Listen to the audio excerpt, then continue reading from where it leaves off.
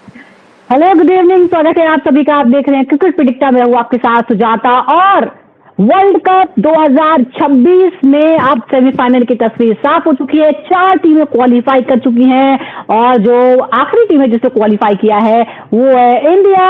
और आपको बता दें कि 4 और 5 तारीख को, 4 मार्च और 5 मार्च को होंगे 2 सेमीफाइनल्स और होगा फाइनल 8 मार्च को अहमदाबाद के नरेंद्र मोदी स्टेडियम में। और कल जो जो मुकाबले हुए हैं उसमें डिटेल में हम बात करने वाले हैं। कल 2 इंपॉर्टेंट मुकाबले थे। एक ज्यादा इंपॉर्टेंट मुकाबला था, वो था इंडिया वेस्ट इंडीज का। और उसके बाद ही उसमें वेस्ट इंडीज को हराकर भारत ने सेमीफाइनल में बड़ी धूमधाम के साथ कदम रख दिया है। एक और मुकाबला था, वैसे पॉइंट टेबल में उसका कोई इंपॉर्टेंस नहीं था, वो था साउथ अफ्रीका और जिम्बाब्वे का। साउथ अफ्रीका ने मुकाबला 5 विकेट से जीत लिया और टॉप पर फिनिश किया है। अभी तक अनडिफीटेड है साउथ अफ्रीका और बहुत ही खतरनाक बन चुकी है। उसे भिड़ना है न्यूजीलैंड के साथ 4 तारीख को और भारत का सेमीफाइनल में मुकाबला होगा इंग्लैंड के साथ 5 मार्च को। अब देखते हैं कि आगे क्या होगा, लेकिन इन दोनों मैचों के बारे में हम डिटेल में बात करेंगे और भारत किस तरह से कल नजर आया है। क्या एक ओवरऑल टीम परफॉर्मेंस था जैसा कि कोच गौतम गंभीर कह रहे हैं, या फिर संजू सैमसन ने सिंगल हैंडेडली ये मैच जिताया है। और जो पुराने सारे मिथ्स थे, सारे रिकॉर्ड्स थे कि ईडन गार्डन्स में कभी वेस्ट इंडीज हारा नहीं, ये तमाम चीजों को खत्म कर दिया है। डिटेल में हम इसमें बात करते हैं। मेरे साथ फिलहाल 3 मेहमान जुड़े हुए हैं जिनको आप देख भी सकते हैं। मेरे साथ है farmer cricketer and coach Noel David, मेरे साथ है ताउज रिजवी, स्पोर्ट्स जर्नलिस्ट हैं, और साथ ही स्पोर्ट्स कमेंटेटर शेखर विजन भी मेरे साथ जुड़ रहे हैं। नोएल, शुरुआत पहले हम करते हैं इस मैच से ही, साउथ अफ्रीका वर्सेस जिम्बाब्वे। जिस तरह से जिम्बाब्वे ने कल खेल दिखाया और साउथ अफ्रीका को अपने जो एक सेकंड होम ग्राउंड उसे बना लिया अहमदाबाद, उसे बाहर निकलना पड़ा। क्या आपको कुछ भी अनकंफर्टेबल नजर आया या आपको लगा कि साउथ अफ्रीका जो है अनडिफीटेड है और ये जो उसका विनिंग स्ट्रीक है ये सबके लिए बहुत बड़ा खतरा है? बिल्कुल, मैं पहले भी कहा हूं कि ये एक टीम है जो एक पैकेज टीम है। ये काफी बैलेंस साइड है साउथ अफ्रीका। और उनके पास काफी अच्छे बॉलर्स है जो अपने दिमाग और वेरिएशंस करते हैं अपनी बॉलिंग में। बैटिंग एक पावर हाउस बैटिंग कह सकते हैं। They got the best of the power house batsman. और ये होम ग्राउंड से लेके आप बाहर भी लेकर आप इंडियन कंडीशंस पे, ये लोग they are used to playing on Indian conditions, क्योंकि काफी प्लेयर्स आईपीएल खेलते हैं। So they know whatever ground they are playing in कि विकेट कैसा रहता है। So they are used to all the wickets. It's not only कि वो अहमदाबाद में ना वो विकेट पे दे आर यूज टू है बोल के नहीं, हर ग्राउंड में उनको पता है कंडीशंस, विकेट कैसा खेलता है। सो दे और कल के मैच में आई थिंक कोई प्रेशर नहीं थी, कोई कंपटीशन नहीं थी इनकी। They have played to what they have to, जैसा खेलना है वैसे खेली है साउथ अफ्रीका। कोई ये नहीं है, दे हैव एग्जीक्यूशन बराबर थी, प्लानिंग बराबर थी। उनको 157 ऑल आउट हुई जिम्बाब्वे। और उनके देखिए जो तरीके से बैटिंग किए थे, finished it out with in the stipulated overs. तो ये है साउथ अफ्रीका। एंड आगे जाके आपको ये टीम, जैसा मैं कहा, हॉट फेवरेट है साउथ अफ्रीका ये टूर्नामेंट के लिए। हॉट फेवरेट है साउथ अफ्रीका और कल 153 पर पहले जिम्बाब्वे को रोका, उसके बाद 5 विकेट से ये मुकाबला जीत भी लिया है। शेखर और ताउस भी हमारे साथ जुड़े हुए था। ये एक जो इम्पोर्टेंट बात है, क्योंकि स्कोर जो था 153 था, लेकिन दिल्ली में वैसे भी 160 के आसपास जो है वो एवरेज स्कोर मारा जाता है। यहाँ 7 से 15 ओवर के बीच साउथ अफ्रीका ने 86 रन बनाए और सिर्फ 2 विकेट गंवाए, जबकि जिम्बाब्वे इस फेज में उसने 65 बनाए और 3 विकेट उसके गंवाए। आपको लगता है कि ये 21 रन जो थे ये सबसे डिसाइडिंग फैक्टर बन गए, क्योंकि बहुत हाई स्कोरिंग मैच नहीं था? देखिए ये मैच अगर आप देखेंगे ओवरऑल, तो for Zimbabwe obviously it was nothing to lose, nothing to gain. South Africa के लिए मोमेंटम कैरी ऑन करना था, आगे जाना था उनको। 7 के 7 डिफीट जीत हासिल करनी थी, विच वाज लाइक उनके लिए ही उतना ही इंपॉर्टेंट था, क्योंकि मोमेंटम आपने कैरी किया है और वही हिसाब से उन्होंने कोशिश किया खेलने की और एंड में जीत हासिल की। अगेन आप जो एक बात कह रहे थे कि भाई साउथ अफ्रीका डोमिनेट किए वर्ल्ड कप, 7 में से 7 जीत हासिल की है नरेंद्र मोदी स्टेडियम में को अपना घर बना के। उसके बाद वो थोड़ा बाहर जाके खेली है बहुत काफी समय बाद, और वहां पर वो जीत के भी आए हैं। साबित करता है कि यार उनकी कंसिस्टेंसी और उनका फॉर्म जबरदस्त है। मगर उन्होंने एक ये है जो उनको अभी तक टूर्नामेंट में एक झटका नहीं मिला है। मतलब मैं मानता हूँ लॉ ऑफ एवरेजेस में, बहुत स्ट्रांगली मैं मानता हूँ लॉ ऑफ एवरेजेस में। और एक बात होती है मोमेंटम की, एक बात होती है लॉ ऑफ एवरेजेस की, और वो अभी तक उन्होंने फेस नहीं किया है। अब वो कौन सी स्टेज पे आके फेस करेंगे, वो क्या वो सेमीफाइनल में आके फेस करेंगे या फाइनल में, अब वो देखने लायक रहेगा, क्योंकि एक कड़ा मुकाबला रहेगा सेमीफाइनल में, फाइनल में जाने से पहले। और वही बात आ जाएगी बदले की, उसके डिटेल में बात करेंगे ताऊ, तो उस बदले की हम बात डिटेल में करेंगे। लेकिन ये 2016 की हार का जो बदला था वो तो इंडिया ने खैर ले ही लिया है। लेकिन शेखर, जिस तरह से पहले 4 लीग मैचेस जीते, उसके बाद सुपर 8 में भी तीनों मैच जीते और बहुत अच्छे से जीते, भारत को भी 75 रनों से हराया था। क्या साउथ अफ्रीका की ये जो लगातार जीत है और उसके साथ जो वो सेमीफाइनल में पहुंचे हैं, कितनी खतरनाक ये टीम नजर आ रही है? क्या ये मोस्ट फेवरेट है जैसे कि नोएल कह रहे हैं, और न्यूजीलैंड के लिए कितना बड़ा खतरा है? क्या वो इसे हैंडल कर सकते हैं? सी, साउथ अफ्रीका एक वेल ऑयल्ड मशीन की तरह है। आईसीसी टूर्नामेंट्स में more often than not South Africa plays well. वो सेमीफाइनल या फाइनल में हार जाती है, वो अलग बात है, बट वहां तक जो खेलते हैं उनका मतलब जो रिगरस डिसिप्लिन है, पेस हो, बॉलिंग हो, बैटिंग, फील्डिंग, वो सब कुछ उनका अच्छा है। तो I think, and look at the fact that South Africa only joined cricket 25 years back. Apartheid के पास जो उनका when they were not allowed to play cricket, 25 years में क्या किया? They have played so well in all multinational tournaments, in all multipolar tournaments where where other teams are participating. So एक तो one credit goes to them for that. They have an unbeaten run in India till now. So there is a law of averages. Hopefully should catch up with them. Me being an Indian, but more than anything else, see, South Africa is a team which you want to defeat. You want to be tested against South Africa. Because South Africa has got good bowling, very good pace periods, good batsmen who understand how to play in India. Fielding भी बहुत अच्छा है, from the likes of Jonty Rhodes to what is now. So South Africa has a history of really players who play well. They may not reach the semi-finals or finals of every tournament, but they have the capability and discipline to reach there. In ICC tournaments, they have always had a very stellar record. उनका record बहुत अच्छा है ICC tournaments में, and they are a very, I won't say entertaining side, but they are a side which tries to focus और अब वो जो एक फोकस का टैग था वो भी हट गया है, इसलिए और ज्यादा खतरनाक जो है वो टीम नजर आ रही है, क्योंकि पहले तो लोग इसी पर भरोसे थे। और वैसे 94 को अब 30 साल हो चुके हैं, मतलब शायद वो मतलब जब वापस आई थी साउथ अफ्रीका की टीम को, जब दोबारा खेलने का मौका मिला था। लेकिन अब हम उस मैच की बात करते हैं जिस पर सारे इंडियन फैंस की नजरें थी, और ये बहुत ही हाई वोल्टेज मुकाबला था, क्योंकि दोनों ही टीमों जो है वो जबरदस्त है। मतलब वो एंटरटेनमेंट भी लेकर आती है, डिसिप्लिन भी लेकर आती है। एक टीम बहुत डिसिप्लिन भी है और एंटरटेनमेंट भी है, विच इज टीम इंडिया, क्योंकि इतने बड़े करोड़ों की संख्या में फैंस है। और दूसरी टीम है वो एकदम जबरदस्त एंटरटेनर टीम है, और वो एंटरटेनमेंट देखने को भी मिला। कोलकाता के ईडन गार्डन्स में करीब 200 रन बने, 195 की पारी खेलने को मिली। पहले भारत ने टॉस जीता और पहले गेंदबाजी का फैसला किया और वेस्टइंडीज को आमंत्रित किया बल्लेबाजी करने के लिए। 195 का स्कोर बन गया, जो काफी बड़ा नजर आ रहा था। लेकिन भारत के पास लंबी बैटिंग लाइनअप है और लोगों को लगा कि कोई बात नहीं, 200 के आसपास का रन चेस हमारे लिए कोई मुश्किल बात नहीं है, ड्यू का भी एक फैक्टर होगा, बॉलिंग करना आसान नहीं होगा, तमाम चीजें थी। लेकिन उसके बाद जैसे ही पारी की शुरुआत हुई, लगा कि बहुत गड़बड़ हो गई है और पूरा जो तराजू था वो चला गया वेस्टइंडीज की तरफ। वेस्टइंडीज हावी होती हुई नजर आ रही थी, लेकिन उसके बाद एक आदमी था, एक शख्स था जो वहां पर खड़ा था। रिकॉर्ड 97 नॉट आउट बनाकर निकले संजू सैमसन और मैच मैदान छोड़ते वो जीत को भी अपने साथ ले गए और वेस्टइंडीज से 2016 का बदला भी पूरा कर लिया है। सुपर 8 के क्वार्टर फाइनल की तरह ही ये मुकाबला था, जिसमें टीम इंडिया ने जीत हासिल की, 5 विकेट से हराया कोलकाता के ऐतिहासिक इस ग्राउंड पर। 97 जो नॉट आउट बनाए संजू सैमसन ने। क्यों? क्योंकि उनके साथी जो थे वो एक एक करके आउट होते चले गए। अभिषेक शर्मा पिछले मुकाबले में हाफ सेंचुरी लगाई थी, उम्मीदें थी कि अब तो और जबरदस्त ब्लास्ट होने वाला है, शायद वो सेंचुरी बना ले, लेकिन सिर्फ 10 रन बनाकर वो आउट हो गए। उसके बाद तीसरे नंबर पर आए ईशान किशन, वो भी बिल्कुल 10 रन पर ही चले गए, आउट हो गए, बाउंड्री के पास वो लपके गए, कैच हो गए। उसके बाद टीम इंडिया बिल्कुल प्रॉब्लम में आ चुकी थी। उसके बाद कप्तान भी इसी तरह से आउट हो गए, लेकिन संजू सैमसन ने कहा कि मैं यहां पर हूं, यू डोंट वरी, और फिर संजू सैमसन जीत के साथ ही मैदान से बाहर निकले। और अब आपको बता दें कि इंग्लैंड से सेमीफाइनल में 5 मार्च को भारत की भिड़ंत होने वाली है। 2016 में आपको याद होगा वानखेड़े के स्टेडियम में वर्ल्ड कप का ही मुकाबला था, जिसमें सेमीफाइनल में वेस्टइंडीज और भारत की भिड़ंत हुई थी, जिसमें भारत को हार का सामना करना पड़ा था। और उस साल वेस्टइंडीज ने वर्ल्ड कप जीता था।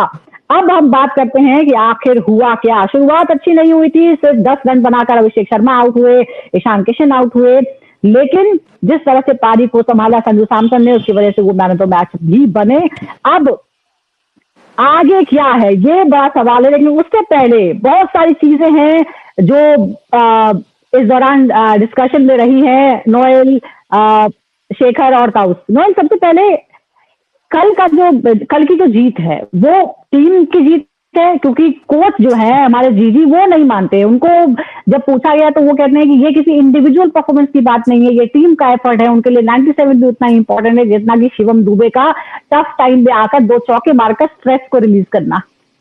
You agree? देखिए एक चीज है team effort, when everyone performs then it becomes a team effort. But आपके टीम जब स्ट्रगल कर रही है और एक सिंगल प्लेयर ने आपकी टीम को टिल दी रोप्स लेके जाके आपको जीता है, then it becomes a individual performance. ठीक है, अगर वो 97 नहीं करते तो आप शायद हार भी जा सकते थे। ठीक है, you could have lost the game. But जो तरीके से सैमसन ने अपनी गेम को चेंज किए, वो सैमसन दिखे जो पहले खेलते थे, अपने आप को एक दो over take time for himself, bowler को रीड करे, पिच की कंडीशंस को रीड करे, then he launches his attack. उनको पता है कैलकुलेटेड इनिंग था ये, एक अपना सेल्फ। आप देखिए जब 50 करने के बाद वो फिर से गार्ड लिए, दैट शोज कितना डिटर्मिनेशन थी, कितना जरूरी थी उनको ये इनिंग इंडिया के लिए खेलना है और इंडिया को सेमीफाइनल्स को लेकर जाना है। सो दैट सिंगल हैंडेडली वो एक मल्लू ने मैच जिताया इंडिया के लिए। Team wise I can tell you, team wise yes, आप थोड़ी बहुत कंट्रीब्यूशन इधर उधर है, that 2 4s of Shivam Dube, brilliant knock, that 2 जरूरी थी, गुड बॉलिंग बाय बुमराह। अब आपने मल्लू बोल दिया है तो हमारे जो शेखर जो है वो थोड़ा सा बेकार हो रहे हैं बोलने के लिए। शेखर, 97 नॉट आउट, जिस तरह से वो जिस तरह से मैच जिताकर बाहर निकले, जिस तरह से उन्होंने प्रे किया और पूरी टीम का जो रिएक्शन था, क्या था वो? क्या आपको लगता है कि ये जो पारी थी ये बहुत ही इंपॉर्टेंट थी और इसको हमेशा याद रखा जाएगा, चाहे जीजी को इंडिविजुअल परफॉर्मेंस कहने पर इसको एतराज हो, लेकिन हमें कोई एतराज नहीं है और आपको कोई एतराज नहीं है? So Gigi is talking as a coach. Now he wants to give credit to everybody, which is Gigi's objective. But looking at Sanju को एक नया अवतार कल देखने को मिला. This is not the Sanju which was 4s and 6s in a hurry. ये Sanju was very calculative. The fact that he took a guard when he scored 50 runs, then took a guard again, and he was there till the end. उसको मतलब he was constantly talking to himself. He was motivating himself. He had also mentioned कि after the match, they were also a what if situation कि अगर if I fail what will happen. He's gone through so much of failure that he had learned so much from it. So I think in terms of innings, Sanju Samson, this is one of his best innings. In a World Cup, you play a match like this and take your team to the semi-final. It can't get bigger than this. That's something which he himself admitted. एक और चीज है ये, it is a team sport, of course. People in the team play well, but you always have one player who will do little better than others. I think Sachin also did that with his team, and Sanju also did that. We needed an innings. एक innings ऐसा चाहिए था कल, because otherwise West Indies टक्कर पे था. West Indies was playing really well, they were taking their catches and they were fielding well. It was if you look at the ball till the last over we were not sure whether India would win. सबको लग रहा था ये. शिवम दुबे आए, चौके मारे, वो अलग बात है, but we needed a player who could stay till the end. ऐसे भी हो सकता था कि संजू मैच बड़ा एक्साइटिंग था, ऐसा नहीं था कि शुरू से एक तरफा था, क्योंकि लगातार अलग अलग फेजेस में मैच चल रहा था. शुरुआत में जिस तरह से 195 बन गए थे, लग रहा था कि शायद बहुत मुश्किल हो जाएगा, और जब विकेट गिर गए तो भी हमने देखा कि डिप हो गया था. इंडिया का जो विनिंग परसेंटेज था वो लगातार नीचे जा रहा था, फिर ऊपर नीचे चलता रहा. कप्तान जब आउट हुए उसके बाद फिर नीचे चला गया, लेकिन संजू सैमसन वहां पे लगे रहे. अब साउथ 50 बॉल्स में 97 नॉट आउट, सिर्फ 9 डॉट बॉल्स खेली, 12 चौके और 4 छक्के लगाए. और आप जिस तरह से कह रहे हैं कि मोमेंटम चेंज करते हैं, हमने शुरुआत में देखा कि वो भी छक्के से उन्होंने शुरुआत की थी, लेकिन क्या आपको लग रहा है कि जब दूसरे एंड पर ऐसी आप विकेट गिर रहे थे तो उन्होंने वो गियर चेंज किया और उन्होंने कहा कि मैं रिस्पॉन्सिबिलिटी लेता हूँ? और पहली बात तो ये है कि गौतम गंभीर की ये पुरानी आदत रही है, पहले MS धोनी के साथ किए थे कि उनको क्रेडिट मिलता रहा और अभी तक रोते आ रहे हैं वो अनफॉर्चुनेटली कि भाई गौतम गंभीर, मैंने भी तो MS धोनी को क्रेडिट दे लिया वर्ल्ड कप का 2011 का और मुझे नहीं मिला, और अब यहाँ पर फिर से कम ऑन यार, जो डिजर्व करता है उसको डिजर्व करता है। उसने कैलकुलेटिव गेम निकाला, अपना गियर शिफ्ट किया, क्रिकेट जो जरूरत थी जिस समय पे जिस तरीके से खेलना, उसे उस तरीके से खेलना, सामने विकेट चली जाती गई, स्टेबिलिटी नहीं मिली, तो वो बंदा जो इतने समय बाद जिसको मौका नहीं मिल रहा था और जो मौका भी मिला तो शुरुआत नहीं हो रही, तो कहीं ना कहीं उसको क्रेडिट भी देना चाहिए, उसको सपोर्ट भी करना चाहिए, बैक भी करना चाहिए, तारीफ भी करना चाहिए, कोई बात नहीं। ऑफ कोर्स दुबे का वो 2 बाउंड्रीज बहुत ज्यादा इंपॉर्टेंट थे और क्रूशियल टाइम पे आए। देखिए हर मोमेंट पे जब आप चेस कर रहे हैं और एक एक रन क्रूशियल होता है, तो शुरुआत में जो अभिषेक शर्मा ने भी जो रन किया होगा थोड़ा बहुत वो भी क्रूशियल था, बाद में रन, तो हर किसी ना किसी का किरदार, टीम गेम है, at the end of the day team game है, किसी ना किसी का किरदार रहता है, कोई विकेट निकालता है, कोई बल्ला करता है, बट जो आगे रेस में लीड करता है हीरो, उसको मैन ऑफ द मैच मिलता है। तो आप सवाल इधर उधर से, ये एक प्रेशर वाला मैच था, ये प्रेशर वाला मैच था आज। इससे पहले जो भी आप जीते हो उसका कोई मतलब नहीं था, अगर कल आप हार जाते तो वो बहुत ही प्रेशर वाला मैच था, और यहाँ पर किसी को रिस्पॉन्सिबिलिटी लेने की जरूरत थी। तारीफ करना चाहिए, बंदे ने आके अपना गियर चेंज किया, प्रेशर में रहा होगा, रन्स नहीं आ रहे हैं उसके बल्ले से, और जब रन्स आए हैं और उसने मैच जिता के दिया, तो आप थोड़ा एनकरेज करो, आप ना कि डिवाइड करो। Obviously it's a team game, तो टीम गेम में तो आप टीम ही और टीम गेम की आपने बात की है, तो यहाँ जो ये कोच और कैप्टन की जो टीम है, नोएल, ये कोच और कैप्टन की जो टीम है, अब क्योंकि सोशल मीडिया पर बहुत सारे मीम्स है, बहुत सारी रील्स हैं सूर्य कुमार यादव कप्तान की, जब उनसे जब देखिए पहले मैच में नामीबिया में जब बीमार हो गए थे अभिषेक शर्मा, तब संजू सैमसन को मौका मिला था, उसके बाद वो फिर ड्रॉप हो गए, उसके बाद पिछले मैच में जो है उनकी वापसी हुई थी। तो जब उन्हें सवाल पूछा जा रहा था तो बड़े ही एरोगेंट तरीके से, बहुत ही केयरफ्री एटीट्यूड में जो उन्होंने जवाब दिया था कि मैं संजू को किसकी जगह खिलाऊं, क्या इसको ड्रॉप कर दूं, उसको ड्रॉप कर दूं, ये बड़ी डिस्कशन हो रही है। तो क्या आपको लगता है कि आप ये बोल सकते हैं कि टीम में किसकी कहाँ पे जरूरत पड़ सकती है, किसकी इंपॉर्टेंस कब खिलाने की है? आप किसी को इस तरह से, इस एटीट्यूड से उसको आप खारिज नहीं कर सकते हैं, इग्नोर नहीं कर सकते हैं। बिल्कुल, आप आप पति की बात किया कि as a captain you should know कि आपकी क्या जरूरत है टीम प्लेयर्स की, एंड एज अ कैप्टन आप लीड करना है फ्रंट से with your body language, with your attitude. ये नहीं कि आप व्हाटएवर यू वांट टू से इन द मीडिया, आप आप अपनी स्वैग में कह दे, या नहीं तो राइट बोल्ड एटीट्यूड जो है, आप whatever way you want to approach the media, आप कह रहे हैं, that is wrong. You are a captain of the Indian team, of the country. काफी लोग आपको वॉच करते हैं, काफी लोग यंगस्टर्स आपको फॉलो करते हैं। आप च्युइंगम खा लेते हुए आप मीडिया को एक्सप्रेस कर रहे हैं और कह रहे आप क्या बात कर रहे हो, अभिषेक शर्मा को मैं ड्रॉप करो या ईशान किशन को ड्रॉप करो, तो संजू को क्या ना, इसी अल्टीमेटली कौन जीता है आपको semifinals? Who is the man guy? एक मल्लू कॉल्ड संजू सैमसन ने जिता दिया मैच। ओके, तो आपको पता चलना चाहिए कि आपकी बैकअप जो है, how strong they are as the individual. Okay, then you should express yourself in the media. आप ये नहीं है, यू कैन नॉट, आप अभी क्या see, I can maybe because of that, इसलिए अभिषेक शर्मा फेल हो रहे हैं। आपकी जो कॉन्फिडेंस थी कैप्टन की अभिषेक शर्मा के ऊपर, मे बी ये है गॉड का क्रिएशन कह सकते हैं। देखो, आई am not saying, I am not thing, but this what happens, Karma बोलते हैं ना, दिस व्हाट हैपेंस। जब कर्मा आता है, लगता है ना, then you face all this. So ये दैट्स व्हाई संजू सैमसन को मिला अपॉर्चुनिटी, रिंकू के इसमें या नहीं तो जब अभिषेक शर्मा बीमार थे, all that. So this is a course, बोलते हैं, देखो, it goes follow. So you as a captain has to understand one thing. और एग्जैक्टली आप किसी एक को कैसे पब्लिकली कह सकते हैं कि he is not important, मतलब ये कि ये 2 प्लेयर ज्यादा इंपॉर्टेंट है और वो कम इंपॉर्टेंट है, कैसे आपने ये डिसाइड कर लिया? और आप एज अ लीडर आप ऐसी बात नहीं कह सकते, आप जरूरत के हिसाब से लोगों को रिप्लेस कर सकते हैं। हाँ, exactly, this is what I am saying. आप कैप्टन है, you cannot discriminate or you cannot talk about your own players in this form of disrespectfully, yes, disrespect नहीं कह सकते। हाँ, बिल्कुल। तो ये जो एटीट्यूड है, ये एटीट्यूड जो आपके गेम में भी नजर आना चाहिए। सेकंड, ये हमारे जो कप्तान है, ये रिस्पॉन्सिबिलिटी कब लेंगे? मतलब ये एटीट्यूड तो थ्रो करते हैं, दूसरों को बोलते हैं कि संजू को उन्होंने बहुत इम्पोर्टेंस नहीं दिखाया कि वो ज्यादा, मतलब अभिषेक और ईशान ज्यादा इम्पोर्टेंट है, दोनों इम्पोर्टेंट है, लेकिन ये जो एटीट्यूड वो कैरी करते हैं, ये प्रेशर वाले मैच में कहाँ जाता है? मतलब कल भी उनका आप सोचिए कि अगर वहां जिस तरह से इम्पोर्टेंट था, कल भी मतलब स्ट्राइक रेट के हिसाब से भी देख लीजिए और जिस तरह से खेला उन्होंने गेम, शेखर फिर गायब हो गए। राहुल, आपको लगता है कि एटीट्यूड जो है ये प्रेशर वाले मैच में भी होना चाहिए कि मैं लीड करूंगा, मैं जिम्मेदारी लूंगा, आई एम द कैप्टन?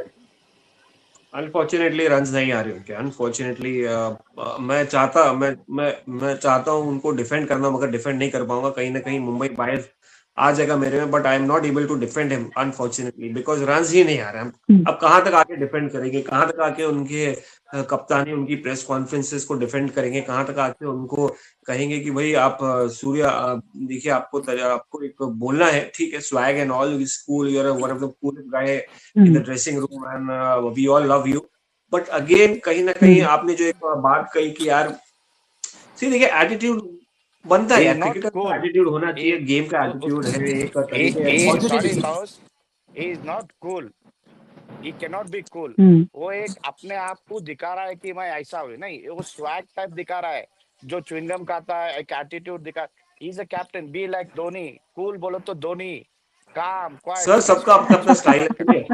सबका अपना अपना तरीका है, स्टाइल है। विव रिचर्ड का आते थे, विव रिचर्ड स्विंगम खा के आते थे, दादा की तरह बैटिंग करके जाते थे, रन आता था, इसलिए मैं भाई बोला आप डिफेंड नहीं लेजेंड। करूंगा मैं, लेजेंड है, इसलिए मैं बोला डिफेंड नहीं करूंगा, सबका अपना स्टाइल होता है, बट अगेन वो स्टाइल को अगर आपको वो दिखा रहे हो तो देखिए आज की दुनिया है ना, बड़ा परसेप्शन की दुनिया है, बड़ा ओपिनियनेटेड लोग हैं और जल्दी कंक्लूजन पे आते हैं, जजमेंट पे आ जाते हैं। जब आप सब दिखा रहे हो अपना गेम को, अपने परफॉर्मेंसेस को छोड़ के, तो आपका हाईलाइट क्या हो जाता है, जो हम आज डिस्कस कर रहे हैं सूर्य कुमार यादव के बारे में। गेम है तो सब है, देखिए पहले भी ऐसा ही था, अगर आप खेल रहे हैं, अच्छा खेल रहे हैं, तभी सब कुछ है, ये पोजीशन भी तब तक है और मैच में जगह भी तब तक है। शेखर, इस एटीट्यूड पर जरा आप बताइए कि जो जिस तरह से संजू सैमसन को पूरी तरह से डिसरिस्पेक्ट करना प्रेस के सामने कि मैं किसको ड्रॉप करके संजू को खिला लूं, लेकिन कल जिस तरह से टोपी उतार के उन्होंने बाव किया, उसे लगा कि पता था कि ये कितना इंपॉर्टेंट था और क्या हो सकता था यहाँ पर, क्योंकि यहाँ से अगर सेमीफाइनल से पहले इंडिया आउट होती तो विराई तय थी, मतलब कुछ ना कुछ तो एक्शन होना ही था नहीं, बट सूर्य कुमार यादव के खिलाफ। क्रिकेटर्स को भी पता है कैमरा कहाँ है, तो जब वो ये करा था, जो गोइंग डाउन करा था and all that, there were 4 cameras around, which is good. एक और चीज ये है, लेकिन but the team spirit in the team, जब संजू ने मैच जिताया, that is all very natural, very normal. There is a team spirit which you can see, जो energy है टीम का, right? Because it's an important game. Sanju ने match जिताया, and Sanju seems to be a guy who is very popular in the team. हंसता रहता है, smile करता रहता है, doesn't take any tension, वो भी है। Surya is, there's a very thin line between confidence and overconfidence. Surya का ये है कि he's trying to, you know, we have seen हमारे जो captains हैं from the time of Saurabh Ganguly, Dhoni, Virat Kohli, Rohit Sharma, they all have different levels of confidence and different level of calmness. Surya का ये है कि if he gets runs on the board, and expression also, इनका तो expression बड़ा aggressive है। Correct. So aggressive और carefree. It is a matter of perception also. Like there are many people who like to see him smiling, and my mother likes him because she's such a carefree cricketer. So perception. She may not like Dhoni as much as Surya, but because Surya smiles and is enjoying his game, she likes it. And I think that's what the game is. Na? Ultimately, you should go out and win. अगर आप जीतोगे, nothing else matters. अगर आप हारोगे, that's the only problem. अच्छा, आप जरा game की strategy पर भी आते हैं नोएल। स्पिन को लेकर बहुत सारे डिस्कशन हो रहे थे, लेकिन कल स्पिन पर सिर्फ एक विकेट गिरा है। क्या ईडन की पिच आप स्पिन के लिए, मतलब उतना वहां पे स्पिन काम नहीं कर रहा है, बदल गई हालत? नहीं, देखिए, आप अगर दादा की स्टेटमेंट अगर आप मैच से पहले अगर देखे तो कह दे this is gonna be a high scoring game, पता चल जाता कि कौन सी विकेट मिलने वाला है। विकेट काफी बढ़िया विकेट थी कल की, जो बैटिंग बॉल आ रहा था बैट पे, स्ट्रोक जो इजी मेकिंग था, you know, it was looking, yes, काफी थोड़ी बहुत पेसर्स को हेल्प हुई है, यू नो, काफी ball, you know, it was moving around dashing, और थोड़ी बहुत डिविएशन थी, you know, they were getting that pace out of the wicket. But super batting wicket थी जो advantage उठाए वेस्ट इंडीज ने, ओपनिंग विकेट की पार्टनरशिप्स 68 कुछ थी, जो तरीके से शाही होप और रोस्टन चेस ने किए they were going after the bowler, किसी को स्पेयर नहीं किया, ना बुमराह को ना ना किसी अपना हार्दिक पांड्या को, दे वर गोइंग आफ्टर देम। और उसके बाद हिटमार दो, जिसकी जो बात कर रहे थे कितना डेंजरस हो सकते हैं वो मिडिल फेस में, जब स्पिनर्स डाल रहे या नहीं तो आप स्लो मीडियम पेसर्स जो हार्दिक पांड्या उनको जैसे जाके अटैक करते हैं, आई थिंक वो शुरुआत की है, बट अनफॉर्चुनेटली उनकी विकेट जल्दी मिली जो एडवांटेज थी। बट ओवरऑल अगर देखें तो लास्ट वीक जो Powell as usual Jason Holder और पॉवल कंट्रीब्यूशन उनकी बड़ी पार्टनरशिप हुई, दैट्स व्हाई वेस्ट इंडीज ने काफी 195 पे रीच हुए। ओवरऑल उनकी बिल्कुल। बैटिंग जो है हाँ, वेस्ट इंडीज की पारी भी ऐसी थी, शुरुआत में ऐसी, उसके बाद फिर डिप हुआ, उसके बाद लास्ट ओवर में फिर जबरदस्त रन बने आखिरी 5 में। शेखर, अब सवाल यह है कि 5 मार्च को वानखेड़े स्टेडियम में खेला है, भारत वर्सेस इंग्लैंड होने वाला है। क्या आपको लग रहा है कि सैमसन ने जिस तरह से मतलब फॉर्म में आने का ऐलान किया है, अब now this is the most balance team, अब हम कोई चेंज नहीं देखेंगे, अब आगे के मतलब 2 मैच हम मान के चल रहे हैं कि कम से कम 2 मैच हम अब और खेलेंगे, अब इसमें कोई चेंज नहीं होगा, जो बाहर है वो बाहर ही रहेगा और जो अंदर है वो अंदर रहेगा। No, but they can always get Kuldeep Yadav in exchange for another batsman. They could also do that, but I don't think GG will change anything. जो भी team है, team का balance is very good, and but Kuldeep Yadav is a very good attacking option also. If they want to take a chance, they can take a chance with him, because England players do not understand leg spin as well as any other team, and that has always been their weakness. So why not take a chance? Yes, I think Vijay, they can drop Ashdeep and get in Kuldeep, because I think Hardik Pandya, there's no need of third seamer in the Wankhede में, क्योंकि वानखेड़े में फिरने का chance है ball को। शेखर, आपको लगता है कि टॉस ये हो सकता है क्या? नहीं, देखिए मोस्टली विनिंग कॉम्बिनेशन डिस्टर्ब नहीं करेंगे, कहीं ना कहीं अगर ज्यादा से ज्यादा चेंज करें तो Varun Chakravarthy should be out and Kuldeep Yadav has to be in. ये हाँ, वरुण चक्रवर्ती का 10 का जो एवरेज चल रहा है इकोनॉमी रेट, वो 10 पे ही है, मतलब ये एक प्रॉब्लम है। And he's been dropping catches also. Wankhede में थोड़ा सीम भी होगा शुरुआत में। बुमराह का रोल है, बुमराह का होम ग्राउंड है, हार्दिक का होम ग्राउंड है, अर्शदीप डिड वेल यार, ही इज नॉट बैड शुरुआती में। तो मतलब आप ड्रॉप किसको करेंगे? जो सबसे ज्यादा एक्सपेंसिव है, जो इतना इफेक्टिव नहीं हो पाया, unfortunately Varun has not been as effective. Right. और वैसे देखिए 2 मैदान है, 2 अलग तरह के मैदान है, अभी एक सेमीफाइनल है वानखेड़े में, और उसके बाद हम उम्मीद करते हैं कि फिर अहमदाबाद में हमें नरेंद्र मोदी स्टेडियम में भी खेलने का फिर से मौका मिलेगा, फाइनल में मौका मिलेगा। लेकिन बड़ा सवाल ये है ताउस, क्योंकि आप मुंबई वाले हैं इसलिए, वानखेड़े में 10 साल पहले 2016 की याद जो है वो वेस्ट इंडीज ने भी दिलाई थी, वहां पर एक सपना टूटा था, अब उसी मैदान पर इंग्लैंड से भिड़ंत है। क्या आपको लग रहा है कि सिचुएशन बिल्कुल अलग है? वैसे हम मतलब ये नहीं कह सकते, उस टीम में बड़े बड़े धुरंधर थे, विराट कोहली थे, रोहित शर्मा थे, अभी आपको लग रहा है कि सिचुएशन थोड़ी अलग है, या कम से कम एक प्रेडिक्टेबल टीम सामने है? इंग्लैंड टीम है, वो वेस्ट इंडीज की अनप्रेडिक्टेबल टीम थी। प्रेडिक्टेबल टीम है, बट इतना आई डोंट नो कन्विंसिंग। यहाँ पर आपको वन मैन शोज जिता रहे हैं आपको। देखिए शुरुआत में आपको दिखा था कि यार कहीं ना कहीं टीम एक साथ चल रही थी, मगर उसके बाद later stages of the game में मतलब आई डोंट नो, इतना कन्विंसिंग नहीं हो पा रहा है मुझे।